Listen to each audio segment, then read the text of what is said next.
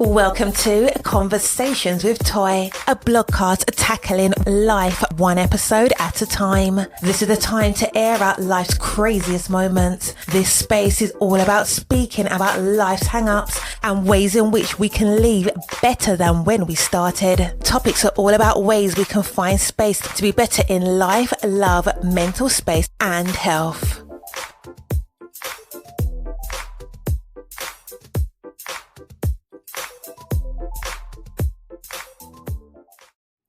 Happy Friday. I want to say, first of all, happy Friday, of course. And thank you for tuning in to Conversations with Toy. Now, if this is your first time tuning in, please don't let it be your last. I want you to know that this space is going to be as safe as possible. I do talk about things like self-care, mental health, things that are happening in these internet streets, and everything in between. And if I believe that there is a reason to put a trigger warning on an episode, I will do so, because I'm always going to be about making sure that I look out for the people that are listening in, because again, the people who are listening in are going to be people like myself, someone who is about their self-care, somebody who's about their mental health, somebody who's trying to recover from life when life throws a blow at you. Trust me, I've been there, done that. I got a t-shirt and a balloon, and I'm telling you, it is real. Now, let's just have an honest moment before I get too deep into this conversation. This is going to be a very special episode, and let me tell you why. It's going to be a special episode because it took me 3 or 4 times to record it. Any other podcaster that's listening to this already knows how beautiful technology can be until technology is not on your side. And that is how this morning is going. With that being said, I am not going to let this recording go to waste. I'm not going to let this space go to waste. I'm not going to let any of that go to waste. And I'm so grateful again for having the tenacity and the patience to re-record this 3 to 4 times. And I say that because, just like in life, and just think about the times that you've gotten frustrated over something. It could be as small as trying to open up a can of soda and the can of soda is not opening. Or let's say you're opening up a can of, tuna fish or something to that effect, and your can opener is not working. You're getting frustrated and frustrated and frustrated. Well, that is how I felt at the beginning of this recording. And I say that because, again, I always love to use these little things to bring you a beautiful analogy. And the best thing I can say is that, again, when things look rough, even if it's for a split second, that stress that you're feeling, that anxiety that you feel when things happen, just like I have felt this today, is a very real reality. And with it being such a real reality, again, I always want to preface and stress that you can have the moment to, again, regroup, take a deep breath. This is what stress looks like. Now, we are ending the month of April on a beautiful note. April was Stress Awareness Month, and now we're walking into May, and May is Mental Health Awareness Month. Now, are we glorifying stress? Absolutely not. Are we glorifying mental health, saying that it's a great thing to not be in good mental health? That's absolutely not true. What I am saying, or what we're doing when we lift up these holidays, is that it's about realizing that you do get stressed.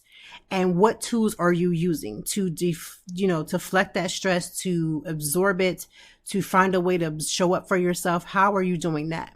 And then when it comes to mental health awareness, again, there are still people here on Beyonce's earth that still believe that mental health is not real. Now, let me be very honest with you. Mental health, especially when a crime is being committed, is always thrown around. And do I believe that there is some touch of mental health when a crime does happen, meaning someone has lost their marbles, as they say, someone was under so much stress that they felt like that was their last resort? Do I believe that is the case? Yes. Do I believe that that is the case for it to be as excusable in a situation? I'm going to say no. As much as I am a mental health advocate, I don't believe that the default to use that as a prerequisite or a reason to commit a crime is not there. So if you're out here committing crimes and then you're saying, well, something was wrong with me, I had this mental health issue. Again, I'm not saying that that's not the case, because I am not a professional. I'm just saying that it's not okay to use that as the excuse for which you give and commit a crime. Outside of that, most people are not going around committing crimes. Most of us are in a situation where, again, we're simply trying to live our life out loud. And the mental health that we are in, the stress that we are in, is not producing good results. At some point, we are being defeated. At some point, our balloon is deflated. depleted. And at that point, we're trying to figure out what we can or cannot do. And sometimes you make good decisions and sometimes that you just don't. And I just want to say to you, if you are struggling, especially if you're struggling by yourself, meaning you could be in a relationship with somebody, you could be around a bunch of people who feel like, well, if you just came and talked to me, that it would be okay. I need to, for people who have never really fully experienced mental health to the extent that others have, I get that after the fact, people say, well, why didn't you come and talk to me? Why didn't you come and tell me? I have to ask you, are you being a vessel for somebody to do that? Now, what is a vessel for someone to do that means? When you are talking to somebody who has a mental health problem, people are already going to gauge if you are a safe place by the conversations you've had about other topics. You don't know what another person is going through. So I tell this to myself. I remind parents that are in my circle all the time. When you talk about certain things like in front of your children, or you're talking about certain topics in front of your children, you never know down the line if your children is going to face that. And so when you're talking about things that you may not even know that they're going through, and you have such a negative connotation about something because you most likely don't understand it, it doesn't make it okay, or doesn't provide a safe space for a child or an adult to come and say, you know what, she's a person that I can rally, that will rally behind me. She's going to be, or he's going to be somebody that will help me through. She or he is going to be somebody that I really need to put and add to my list of somebody that I can just feel could be an asset. And so when you say things like, I wish that that person had spoken to me, you really got to be asking yourself, are you making it an environment where it's conducive to do so? And if you're not making it an environment that's conducive to do so, you cannot then get upset in your spirit or mad, or then have an issue where, again, you're making it seem as if somebody should have said or done and it didn't happen because of, again, something that you're putting out in the atmosphere. I'm sorry. It just has to be said. And the reason why I say that is because I feel like we don't talk about that enough. We talk about why the person didn't do and the person should have done. You don't know what that person had on their spirit, what they had on their heart. What if they just felt, again, one, they could have felt alone. They felt embarrassed about whatever topic or whatever they were going through. And I say that because I've done it. I've had situations with my husband where, you know, it felt good to speak to him sometimes. And then there was times where I'm just like, nah, because you hear the way that that person talks to you, or the way that they treat you when they see you going through an outward manifestation of your mental health. And so you don't always feel safe. And so you may be in a situation that you feel alone because of that, because you feel like you don't have a soft place to land when it comes to speaking about your mental health. On this podcast, I'm always going to speak up for the people who can't speak up for themselves. I always believe, honestly and truly to my heart, that there is another toy out there who is going through the same things that I was going through at one time, in their own way, in their own form. And because of that, they feel like, again, this soft space that they're supposed to be able to land just doesn't exist for them. It doesn't exist at all. And they are struggling. They are struggling to make sense of that. And people are always so quick to judge because they don't understand, or they want people to go through it at the same level that they're going through it. And that's just not possible. There's been things in my own mental health that I've gone through that somebody next to me or somebody in my inner circle hasn't gone through that in that same way. It doesn't mean that they can't identify. It's just that our situations are different, just like life.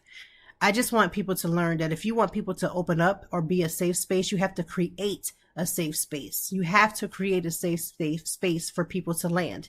You cannot get mad or feel like people owe you to come and tell you their business when you're not the type of person that's going to be uplifting. You're not the type of person that's going to be understanding. You're not the type of person that's going to just simply listen and give advice for them instead of putting yourself into the mix. Now, what do I mean by putting yourself into the mix? I go through mental health things all the time. But when somebody is coming to me and they're asking me to talk to them or be a listening ear to them, unless it's going to save them or I feel like it's going to be something of help, I'm there to listen and then help them through it. Instead of saying, well, when I had this issue, when I had about me and then me, and then, about like, you have to take yourself out of the equation in order to be a help to someone. Now, can you say that looks like an example of something that I've been through? Yes.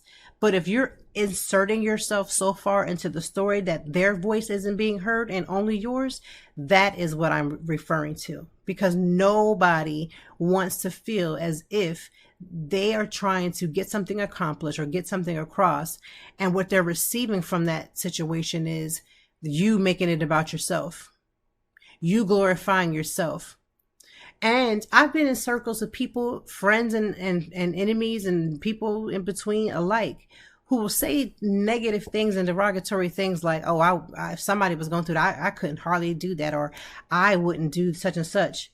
This is why you're not a safe space. This is why you're not a safe space to land. Because again, nobody wants to be in a circle amongst other people where, again, they're fighting to be heard or any, just trust me on this. So I say all that to say May is Mental Health Awareness Month. So remember the tools that you have used. What worked for you? Not what worked. If you say to yourself, listen, I went to therapy for about a few months. I gave it a try. I didn't feel like it was for me. Ask yourself, was it not for you because you didn't have the right therapist? Maybe you aren't using the right therapy. Contrary to popular belief, therapy is not only just sitting on a couch or sitting in a chair or doing a Zoom where you're sharing your heart. There are different types of therapy. There are different things that you can add into your world that could help you. You have to just be willing to research. You have to be willing to seek it. You have to be willing to have an open mind when you do find it. And I say all of that to say that there are different types. So what tools are you using to help your mental health? I have what's called almost like a stoplight plan. We have green, which means everything is okay. I'm going at the speed that I need to go in. I'm probably checking in with myself. I'm doing a lot of self-care. I am doing all the things I need to do and checking in with myself to correct or to recognize something that is happening. We get to yellow. And for me, this is only my plan. My plan for my yellow is that, okay, I find that I'm doing things like maybe not eating well, maybe I'm not working out. I'd start to get to the point where I start doing mind dumps, but the mind dumps are not enough. Or I find that, I talk to my therapist, but maybe I'm not being fully honest with the therapist about the things that are happening. And so she can't or he can't help me if I'm not being honest about whatever it is that I have going on. Right? So that's where I get to the yellow. And I start to get a little stressed out and it's just starting to go left to the point where I'm starting to recognize that I'm starting the process of withdrawing, but I'm still active. I'm still moving. I'm look good on the outside, but my insides is on fire of just like overwhelmness. Right? And then we get to red. Red means stop. Red means, listen, you've done too much. You have gone too far. You're not where you need to be whatsoever. And so how can we get you to where you want to be? And in red, this is the point where I am so frustrated. I have withdrawn from things like maybe I'm not blogging as often. Maybe I'm not doing the podcast with intentions. Maybe I've gotten to the point where now I don't respond to my family the way that I'm supposed to because, again, I'm overwhelmed, right? And so I need you to understand what works best for you and what are your tools, because if you don't know them, you have got to get to know them. You really have got to get to know them because that's what's going to help you. It's going to help you. Now, we are going to be having an amazing guest who is an artist. She is a co-founder. She's done all these amazing things, and we will get to that conversation about what she's doing and what her company is doing and how you can be a part of the celebration and all of the things. I want to talk about the things that have been happening on these internet streets. Now, there have been 3 deaths this week, and you know how things work. They come in threes. The first death being Harry Belafonte. He is an icon, an absolute icon for all generations. He was an activist, an actor, a musician. He held so many titles and he stood up for what was right. He did and used his platform. If you know what would be considered a platform today, he used his platform very wisely to be there and stand in the gap for people who couldn't do it for themselves. He has stood with religious leaders. He stood with all kinds of wonderful people, and he passed away, leading and living a beautiful life, one that is full of honor, respect, and dignity. And we stand and honor him because of his legacy, right? So when people pass away, especially when they're older and you look at them and, they live this long life, And, it's a beautiful thing to be able to age. Not everybody can say that. There are women, children, and men that leave at early ages here on this earth. And so when you see somebody who has led a beautiful life, somebody who has lived a life that shows that they care about their community, that they care about themselves, and they're showing love and respect to things and people around them, you can't help but to be blessed by their presence. Now, it's not like as if I have met him or I know his personal life, but just the things that he has done. That is how you know if you lived a great life, when people can just remember all the beautiful things that you've done and not count it against you to say, well, I'm glad she's gone. I'm glad he's gone. That's a beautiful thing. The second death of this week has been Jerry Springer. If you don't know who Jerry Springer is, he's one of the most iconic talk show, I guess a talk show host, and his shows were a little bit more messy. So he would bring people who had all kinds of things going on in their lives. Somebody might have been messing with somebody that they, weren't supposed to be messing with. They might have gotten pregnant by somebody. You have somebody who, I was doing this with my best friend. I was messing with, it was a lot of messiness, right? And I saw something online where people were like, oh, he was messy for the Black community. Jerry he was messy with everybody. Jerry didn't care what color you was. You could been on a spaceship. If you had a story and you was willing to tell it and it was messy, he had you on that show. And it was very entertaining. I mean, I wouldn't say it would be something that it was life-changing to the point where if you watched it, you felt like you was, lived, but you also can't say that you didn't live, right? You can't say that you also did not live. Because Jerry Springer was just that. He was just that man. So again, we just want to give honor to those two people. Now, this is not giving honor to somebody. Now, some of y'all are going to get deep in your feelings. You're going to say that this is not right for me to say, but let's just say this. Carolyn Bryant Dunham, I believe her last name is Dunham. She passed away as well because, again, death comes in threes. However, she is going to forever be known as the person who lied on a child. She lied on Emmett Till, one of the most disturbing and iconic deaths that we know in the civil rights movement, where again this child was killed for supposedly looking at a white woman, and then way down the line we realize and know that she lied, and yet nobody pursued charges against her. Now, if in this day and time I go and I make a statement that says somebody raped me or somebody caused harm, I've messed up their life, their reputation, and it's determined that I lied, I'm going to get charged. I am going to get charged for falsifying documents. I'm going to get charged for all the things that are associated with lying and basically saying something happened that didn't happen, but it didn't happen for her. Because again, we have the weaponizing of white women's tears. So again, I'm not anti-white women, right? That's never been my thing. I am anti people using their affluent, influences to garner what they want from other people at the expense of other people. So to me, that could be anybody, right? But in this particular case, a white woman used and weaponized her tears to get a child killed. And I feel like we have to say that because it's like, why are y'all not remembering? Emmett was 14 years old. He was a child. And as a mother of a son, I do have 2 daughters, but as a mother of a son, I would be amiss if my son had to die and not get made whole and have his name completely cleared to the point where, again, there would be justice served for the death that he had to experience. My 14-year-old son beat so bad that I could barely recognize my son. Heads is going to roll. His mother is a saint. Because the fact that she wanted his body to be on display, despite the fact that, again, he was almost unrecognizable. They have beat him like he didn't even exist. He wasn't even human, right? And during that time, Black people were supposed to be seen and definitely not heard. We were supposed to just stay in our place, do as we're told, and keep it pushing. So as a mother, Caroline's death is like one of those sticks and just a stab in the chest. It's like his mother would have died twice because she already had to endure bearing a child, right? No parent, no matter what color you are, wants to bear their child. So you're bearing your baby And on top of that, the way and the manner by which he died does matter. It makes the situation even more horrific.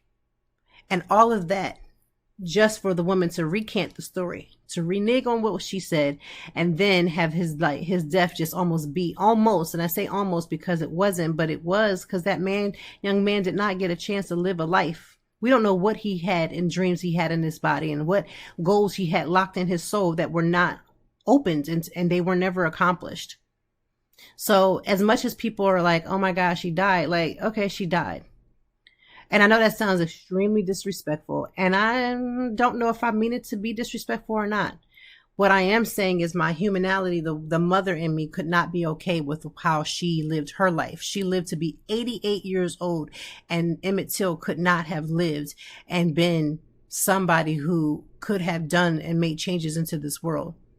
Now, he definitely made us aware. He made us aware of the fact that racism was real because, back then and even now, people dispute the validity. And I'm like, how? Do you not see these babies and these humans going and getting God for nothing? Whew, all right. Jesus be offense. So on today's episode, we are not talking about Emmett Till's death. His legacy, I would say, is his legacy, right?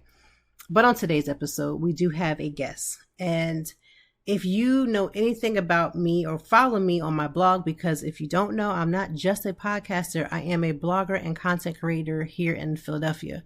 And one of the things that I love to do is to go to review shows, whether it's a musical, whatever type of theater that it may be. And I cannot wait to see this show happening on May the 13th by the Lady Hoofers.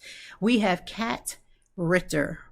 She is here, and she is the founder and artistic director. Now, she's a dancer by trade. She has done her due diligence. Let me just go ahead and give you her bio. Now, she is a tap dancer, a choreographer, an educator, and dance historian. Her professional training began with the New Jersey Tap Ensemble under the direction of Deborah Mitchell and continued under Junior Lanin of the London Tap Jam. In 2005, she received a scholarship to the Oxford University and later returned to the UK to complete her graduate work in dance anthropology. Kat co-founded the Lady Hoofers in 2011 with Too Darn Hot, an all-female, all-tap review for the Philadelphia Fringe Festival.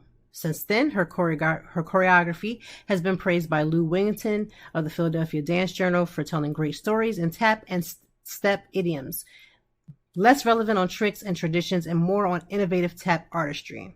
Kat also teaches dance history and all levels of tap technique at Stockton University. She writes for Dance Magazine and regularly presents and publishes her tap research.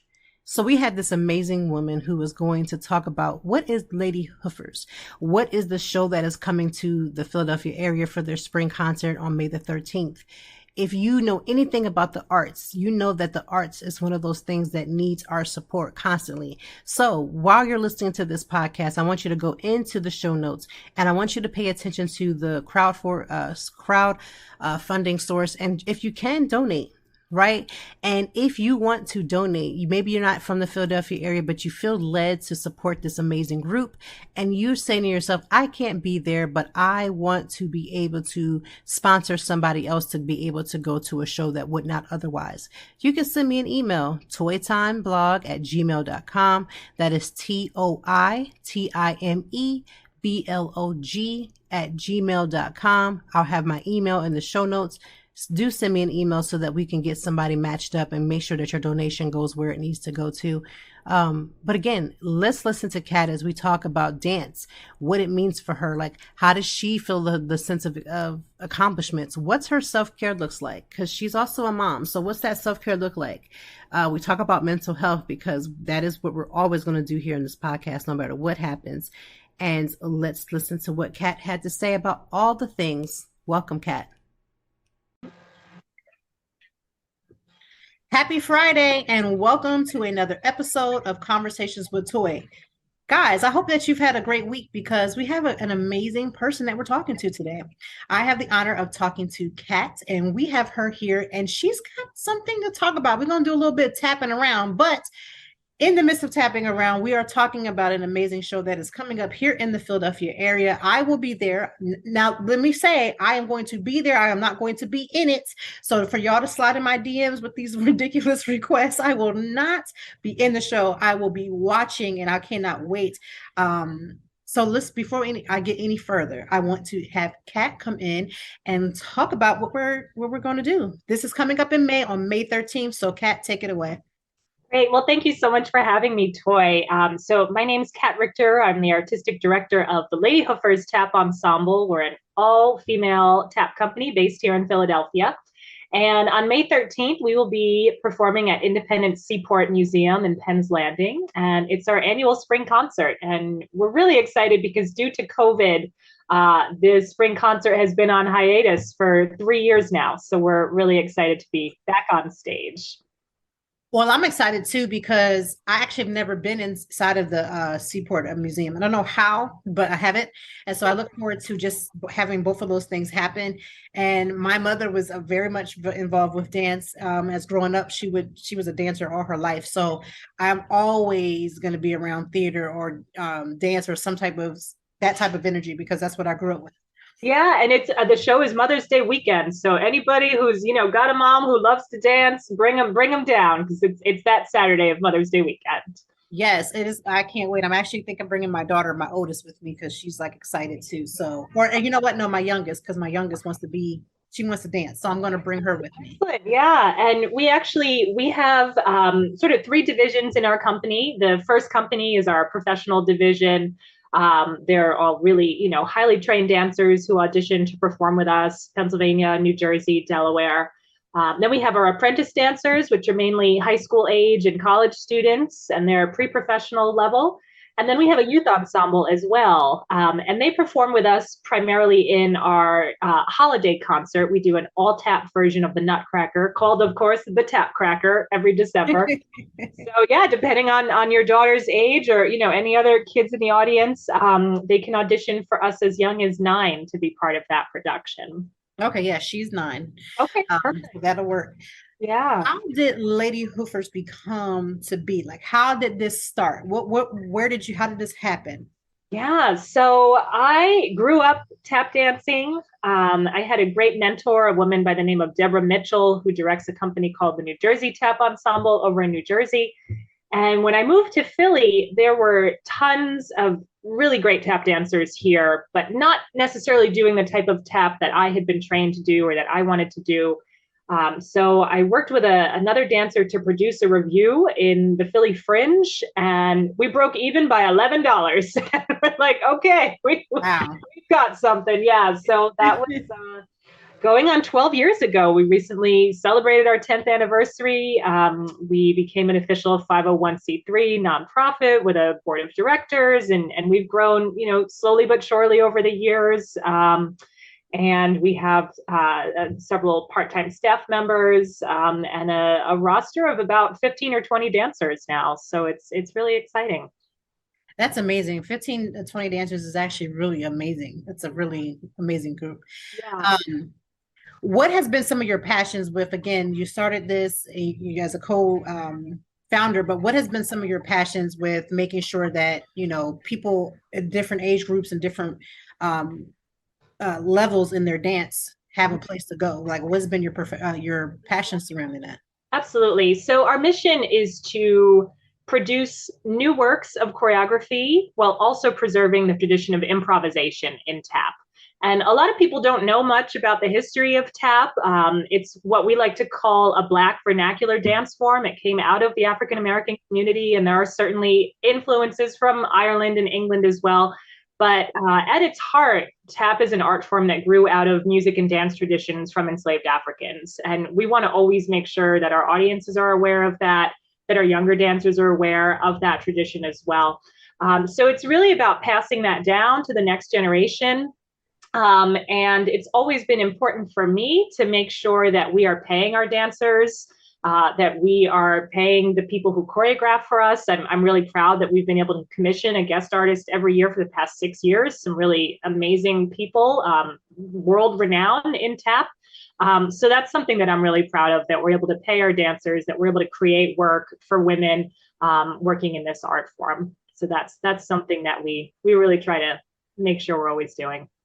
I love hearing that because it's something to love what you do, but then also to get paid and have that compensation. It's important, especially for women. I mean, we're already at points getting cut in certain areas, and art is just one of those things that one we need more of. And to hear that you're making sure that they're being compensated is absolutely hands down, because again, we know how much the arts somehow suffer because people don't see the value in it. But Exactly. I know for a fact of how amazing it is to put your heart into something. I have two nieces and they're both into dance and they've been dancing for a long time. And the glow that they have when I go to see their shows, I'm actually seeing their show the week after your guys' performance. But it's just that, you know, we want to support that as much as we possibly can.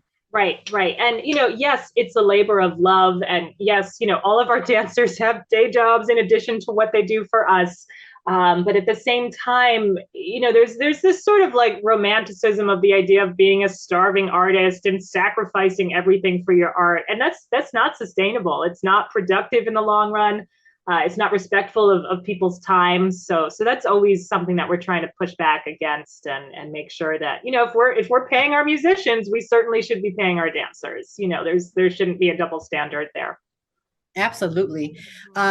What has been some of the downsides to like when you guys first started getting this off the road?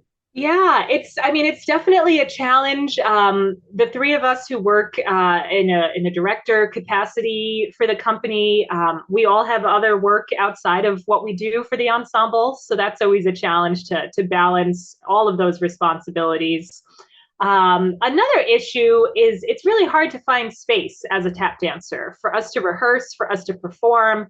A lot of venues, you know, studios or theaters, they're oftentimes under a mistaken impression that tap shoes are going to ruin the floor, and so they don't want to even rent space to us. And there's floors that are really great for ballet and modern dance, and they're not great for tap. So it's a matter of us, you know, educating folks about what our needs are as artists and trying to advocate for ourselves and advocate for other percussive dance forms. So that's always a tricky thing, is finding spaces that we can be in where we can be heard and where we can do our work safely. We actually launched our first ever capital campaign this past year to raise money for our own portable tap floor. So that we sort of won't be dependent upon anybody else anymore, and we can just show up with our boards and do our things. So we're working towards that now. I love that. And if you get that link, then send it over so we can make sure we want to support. And for those who are listening, especially for those who are in the arts, if you are in dance, if you sing, if you have any of these types of beautiful, amazing skills, because not everybody has it, but when you have that, you want to do whatever you can to support that. And I love that. So finding the space now, you know, and doing those things to carve the show, and you've been bringing in some amazing guest artists. What has been the selection process for that when it comes to guest artists? Sure. So myself and our other directors, Katie and Tamara, we go to shows a lot. You know, we're very much sort of in the tap community. We were just in New York City last weekend and went to see a show by Ideli Cassell, a really amazing choreographer. And she brought in a ton of folks. So we're already like, ooh, for next year, we're keeping our eye on people. But typically, you know, we want to always give priority to women of color, to trans artists, queer artists. So we're looking for people who might be underrepresented, and also people who are just like amazing talents in tap. And, you know, we see something that we like and we say, we want to work with you. One example is a Philadelphia native by the name of Robin Watson. She's working on a show about the experiences of Black women in the US. And I went to see her show and was just like, oh my God, who are you? How come I don't know who you are? You know, can we grab coffee? I'd love to commission you.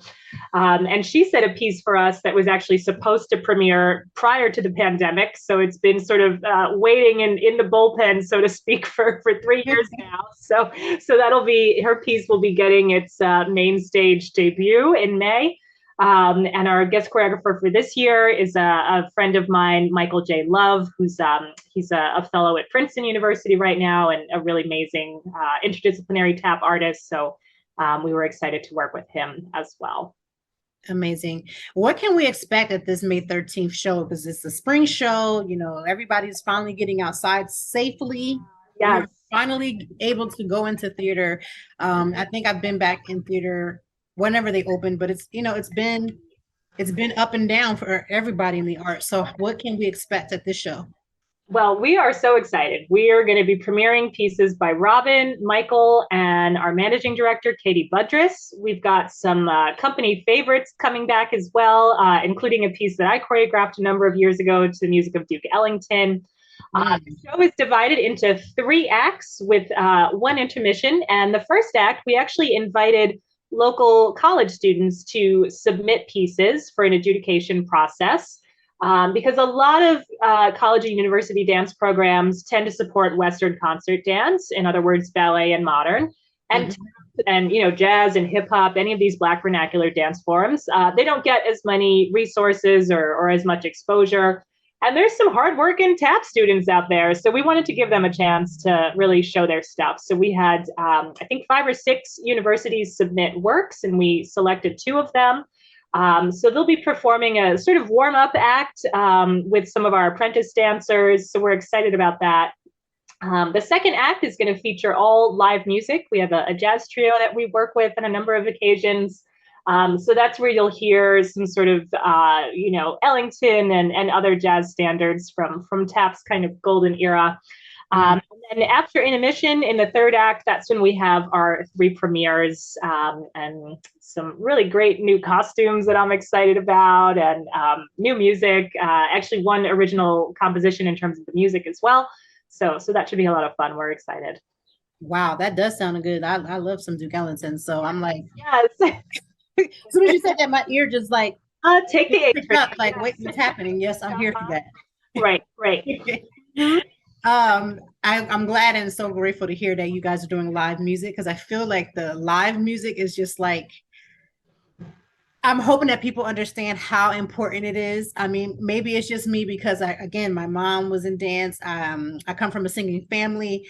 Yeah. Music is just a huge part of my life. And so whenever I hear live music, I gravitate towards it. It's nothing like it. It's nothing like it. Right. And even as a dancer, some of my greatest memories as a teenager dancing, pre-professionally, was just like waiting in the wings and hearing the band and just like, okay, here, it's time. And I won't lie, it can be stressful working with music. Jazz musicians are their own entity. And it's so funny because all of our staff and all of our dancers, we're all women. We typically work with male musicians, and there's times where I'm just like, come on, guys, like, let's go. We're ready, So right, let's get this started. Get everybody in the room together. But we've worked with them a number of years, and they do phenomenal work. So we're really excited. And it's something that we really try to prioritize. Unfortunately, the budget isn't always there for live music, but over the last couple of years, we've really been working to make sure that we're able to show this part of tap history and tap's present, working with live music, because we as tap dancers, we are musicians as well, playing percussion with our feet. So, to have that sort of community on stage is really important to us. That's good. So this is your like you said, a labor of love, but you're able to see the works of just how everything's coming together. What has been some of your sustaining power to keep you going and keep you fueling yourself? Because again, doing this for so long, anything that you do for such a long time, you have to still have that hunger and thirst for it. You still have to have that desire and love for it. What fuels you that way? Yeah, that's such a great question, and so important for artists to consider. I think for me, it's and with the women I work with, it's figuring out how to divide and conquer and figure out who has what skill sets and where our time is best utilized. So over the past 2 years, I have been cutting back on how much time I actually spend at rehearsal because I'm doing more of the administrative work. And we recently promoted Tamara Dahlem, our associate director. And she's great at running rehearsals. So, figuring out where we can delegate, where someone else is ready to step up into a role that, I may not have the skill set or the patience or the energy for at times. Yeah. Yeah. So that's definitely a big part of it for sure is figuring out, when you can empower someone else to do a job that they're really well suited for. And when you can take a step back and say, you know what, they've got it. I don't have to micromanage this and they're good. Yeah. That's amazing. What actually fuels you personally? Because, I know for myself, when you do something that you love, like you're in your space, you feel like you found, what it is that you were here to do, or at least a part of it. And so how do you keep yourself afloat? What are some of the things that you do to just keep yourself, your own self, outside of the company, outside of the work? What do you do to just help yourself in some form of self-care? How do you handle that? Yeah. So the thing that really fuels my soul the most is actually writing. I love dance. I love choreographing, directing, putting on a show, arts administration, all that stuff. But really, I love writing. That's the thing that I can't live without.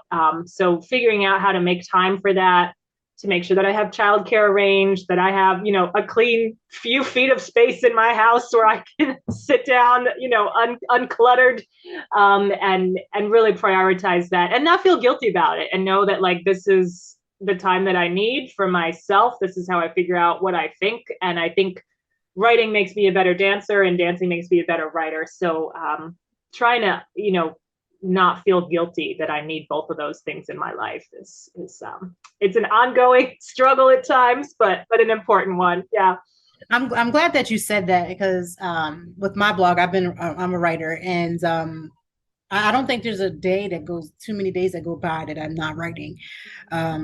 It's just what I've always loved it. I've loved it since I was a kid, so I understand that. But as a mom, sometimes you have that balance of, how do I, take this few moments, and then it's like if you wait for them to go to sleep, sometimes you're just so drained.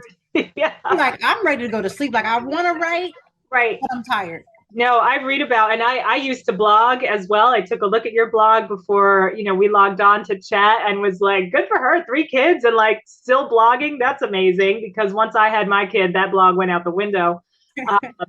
But yeah, it's, I hear about women and moms who can write after their kids go to bed. And I'm like, I don't know how you do it, because I'm like, nope, I'm going to sleep, or I'm watching mindless television. That's it. Like, there's nothing creative coming out of me at this point. Right. Yeah.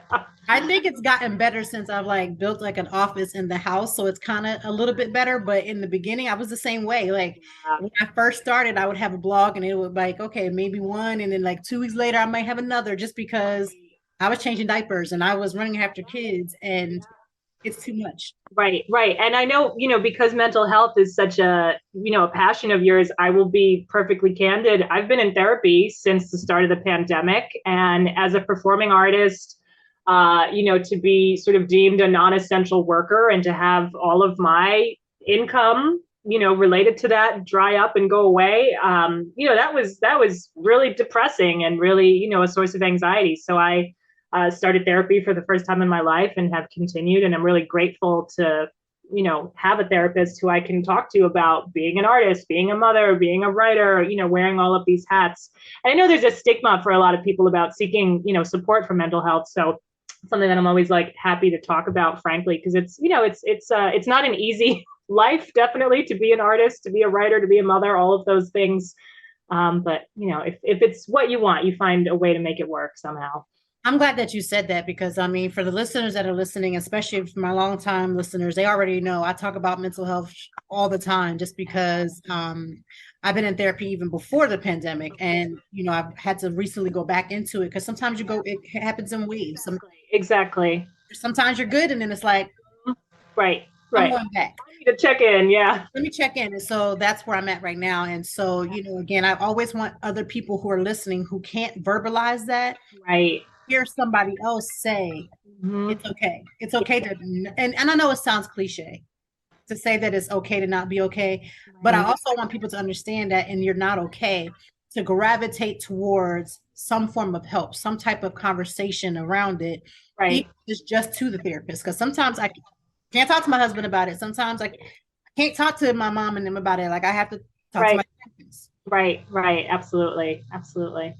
So I'm glad you are doing what you need to do to take care of you. Sure. Thank you. And likewise. These hats, they become heavy. They do. They do. They Yeah. do become heavy. Mhm. So the show is coming on the 13th of May. Where can people find tickets? You can find tickets at our website, which is ladyhoofers.org. And you can purchase them right online. Pick whatever good seats you want to get. And for folks who are perhaps not familiar with the venue, Independence Seaport is in Penn's Landing. There's tons of great restaurants nearby, Spruce Street Harbor Park, Liberty Point. So if you're coming down, like make a night of it. Go grab dinner beforehand and come see the show. Absolutely. And I've been at both places. They are amazing. And if you like to, especially if the weather is good and you want to sit down and eat, Liberty Point is your spot. The other place, they have amazing food, amazing drinks for those who like drinks. They also have non-alcoholic. I mean, it just really is a great selection too. Yeah. We're excited. It should be a great night. Absolutely. Cannot wait. For those who are listening, and I know you hear me say this all the time, I will make all of these links, the links to help them crowdfund, as well as the links to get your tickets completely clickable, because again, we want to support, we want to get bodies in the seats. We want to make sure that you get to experience when you come to a show, as much as you are a spectator, become a part of it, like get into the music, get into the things that are happening. And so I'm always going to be a huge advocate for that. Thank you so much. We really appreciate it. Absolutely. Well, Kat, thank you so much for being on this week's episode. We are excited. I cannot wait to see the show. I'm hoping that everyone that's listening will go to the show. If you're not from Philadelphia and you want to sponsor somebody to go, let me know. Send me an email so that we can do that. I would love to make sure that we can sponsor other people who may not have the ability to go, to get them in the seats. Reach out to me at toytimeblog@gmail.com, which I'll have in the show notes as well. And we can make that happen. I'm all for that. Thank you so much. We really appreciate that. Thank you, Toy. No problem. Now, all right. What did you think? I think that this show is going to be absolutely amazing. I love everything about tap. I love the influences of jazz. I can't wait to see this. I am taking all of my little ones with me because it is Mother's Day weekend, and what better way than for a mom to just get in her moment and enjoy her children by bringing them to the arts. And I hope that that's what we're all going to be doing, because let me tell you, for Mother's Day, I don't feel like doing anything else. And that is what we're going to do, because I think that's the day before Mother's Day, and the 14th is actual Mother's Day. And on the 14th, she will be resting. She is and I hope Kat gets her rest too, because she's a mom as well. And listen, I know we're going to talk about Mother's Day as we get closer and closer to it. We got about 2 weeks to it. For y'all that's buying y'all moms a Mother's Day gift, please, if you can get her to the show and you think she will enjoy it, do that. But also make sure y'all get her stuff that she wants. Don't get her nothing that she needs to serve you with. Don't buy her a pot. Don't buy her nothing to clean with. Don't get her a new broom. Don't get her another vacuum. You get her something that's only exclusively for her to enjoy. And if she feels like, or you feel like she's the person that has it all, and so you're struggling about what to give her the art of rest. Provide dinner. Listen, every mom wants to go sit at these restaurants and be crowded amongst people for 20,000 hours just to get one meal. Maybe you can provide a meal, or go pick up some takeout and bring it home. Send her to an overnight stay for a staycation, because listen, us moms, we just want to rest. We want to relax. If she drinks wine, give her something so she can just have her little glass of wine and just relax. She's earned that. She's earned it. So that's just my plug. We're going to get deeper into the Mother's Day conversations as we get closer, but I just wanted to say that because the show is Mother's Day weekend, that yes, take her to the show. She probably will absolutely love it. And I say probably because, listen, if you are taking somebody who's not in the arts and you think they'll be okay with it, bring them anyway. Because one thing I've learned about the arts is that it's going to have something for everybody. And this show is going to be dynamic. I already know. in some way, because again, when you bring music, especially live music, it can't help but bring smiles to people's faces. So make sure you get people in the seats. Get your tickets now. If you want to sponsor somebody else, email me. My email is in the show notes. I want us to come together and support the arts in any type of way, support dancers in any type of way that we can. And the way we can is we use our coins and we use our voices to let people know that a show or like this is coming. So it's Friday. You have earned your relaxation for this weekend. Please find one activity that you truly love, something that's going to put a smile on your face, something that you truly enjoy and love to do, because something about doing what you love just is something you should always be about. This weekend is going to be rainy here in Philadelphia. I'm not sure what the weather is going to be in your area, but check it out. Find an activity that you still can do regardless of the elements. Listen, find a way. If it's nothing but reading a good book because you've had this book on your list, but you didn't have the time, carve out 15 minutes, carve out 20 minutes, and just put your phone on Do Not Disturb. Get your kids to the point where they can settle down and get your time in. Maybe you have a busy life. You don't have kids. You're just traveling all the time. Just take 15 and 20 minutes in a hotel somewhere and go ahead and read.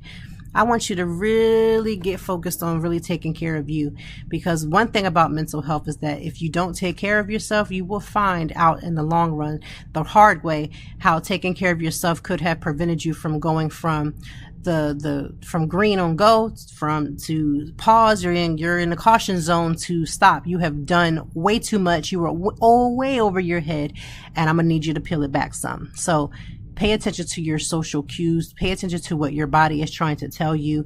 Pay attention to the things that you need, because again, it's more important for me and it should be important for you to take care of you, to be about what you need. Let's support the Lady Hoofers. We want to make sure that we do all that we can. I want you to have the most amazing Friday, because why not? We have earned our right to do so. This week was probably stressful. It was stressful for me. And if it was stressful for you, celebrate the fact that you got through it. It probably felt like you were not, but you made it here, and that's all that matters. I will be back with you. We have another amazing guest from another theater here in Philadelphia. We are talking about how theater really can transform lives. It can help with the young people to get them excited about what they can do with acting and how they can get involved. And I can't wait for that interview. That'll be next Friday.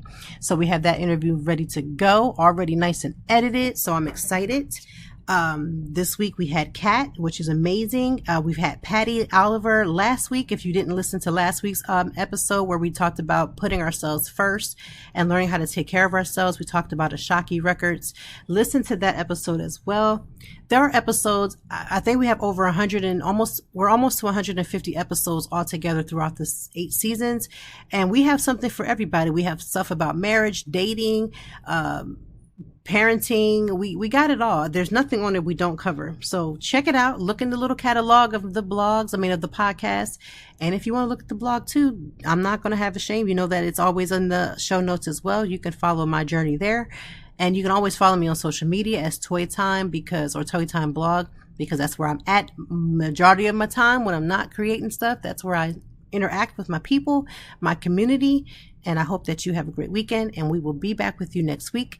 Thank you for tuning in to Conversations with Toy. Do me one favor. Share this episode with one other person. If you're not a subscriber, become a subscriber. That means you are tuned in. This is your show. This is what you want to listen to, and you don't want to miss a thing. Go ahead and subscribe so that we can make sure that you get it all. You don't want to miss an episode ever. I thank you all for your support and how you've been rocking. And this is Friday, and have a great one.